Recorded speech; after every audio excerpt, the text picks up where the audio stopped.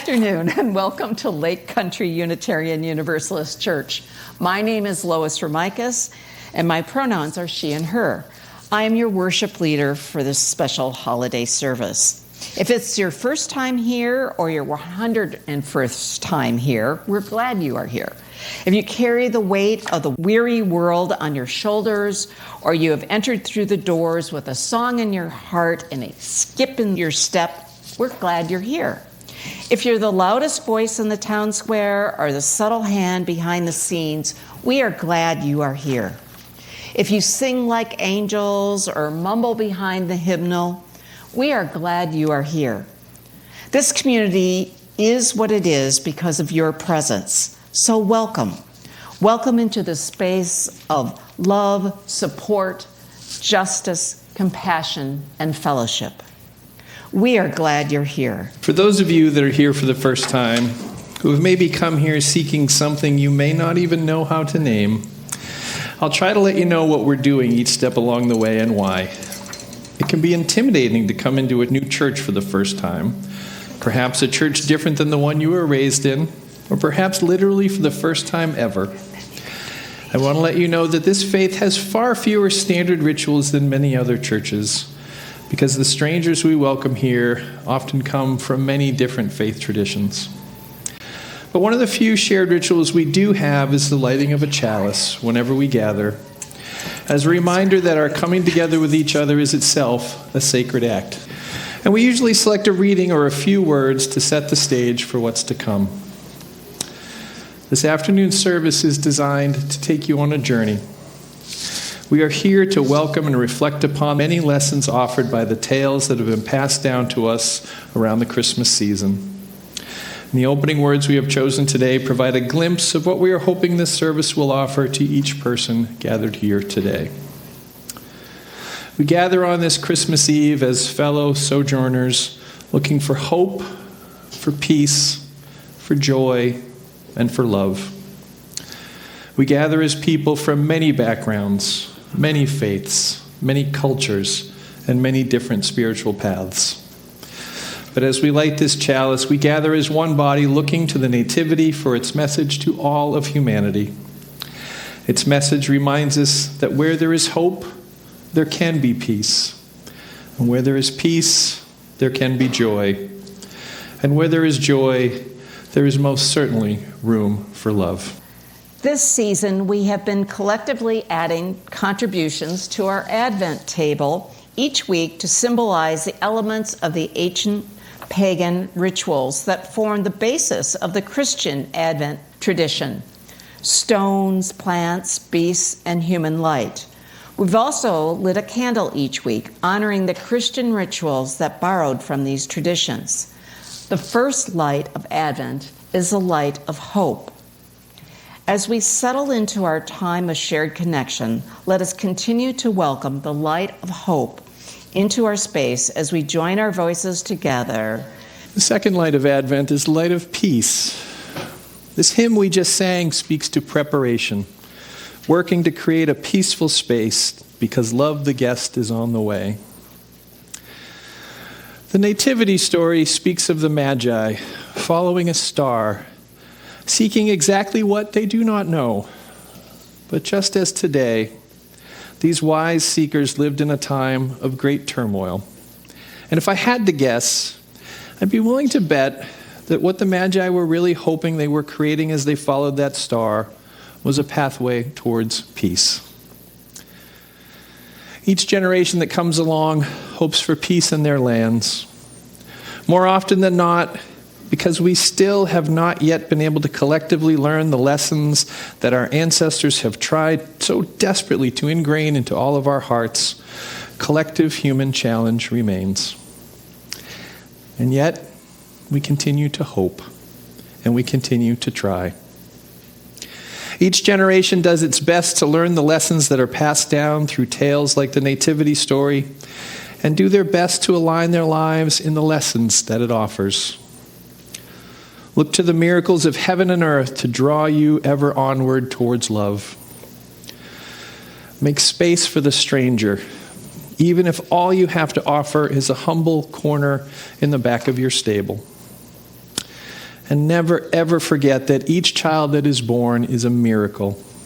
And each new generation has the potential to be the ones that finally create peace on earth and goodwill for all. Imagine, just imagine, if the peace embodied in that stable, in that manger, in that first Christmas, recalled each year with steadfast hope, could once and for all become a peace that spreads throughout the whole world. The third candle of Advent, the pink candle, is the candle of joy. Joy is emotion that is always available, if only we would slow down long enough to notice its sources all around us. Joy can be found in the chirping of birds, even in the wintertime, the smile from a stranger, the tail wag of a dog or the nuzzle of a kitten, the beauty of a flower, a handhold offered by the person next to us, the giggles of children in our midst. Joy is not just nice to have. It is a crucial ingredient in our quest towards peace on earth. Let's face it, life is not always easy. We are pulled in 100 different directions. We face innumerable challenges. We see unimaginable cruelties befalling our fellow travelers. All of these challenges require strong, steady, and sustained resistance. Joy is the fuel that can keep us going through those hard times. No matter how dark your day may be, never stop looking for moments that contain those little sparks of joy. Because your light is needed in the world now more than ever, each of you. Your spirit deserves to have your fuel restored. Seek as much joy as you can find to help ensure your flame continues to burn brightly to light the way for all. I will admit, sometimes you don't know how everything's going to feel when you're putting together a service. All this upping and downing reminds me of my Catholic upbringing. I think we're almost done with the upping and downing. We'll see. The fourth light of Advent, the point of it all, is the light of love. Last Sunday, I asked those gathered to reflect upon what love actually is. In the course of a brief 5 minutes, y'all generated over 2,000 words to describe what love is to you. I converted those words, which oddly enough were just about the same amount of words in a typical sermon, into a word cloud. Reading your reflections about love honestly felt like a gift. You said that love is a feeling. It's a blessing. It is care and connection, and it is about trust. And yes, it is a gift. Our Unitarian Universalist faith places love at the center of all that we say we value. In this community, we come together each week to do nothing more than to practice love. So many of you wrote of love as a practice, an intention that needs to be strengthened and brought to bear, not only when times are easy, but perhaps more importantly, when times are hard. In this season, we give and receive gifts to remind our loved ones of how much their presence means in our lives. It is unlikely that any gift we can offer can ever truly express the depth of the love we have for each other in our hearts, but we do our best.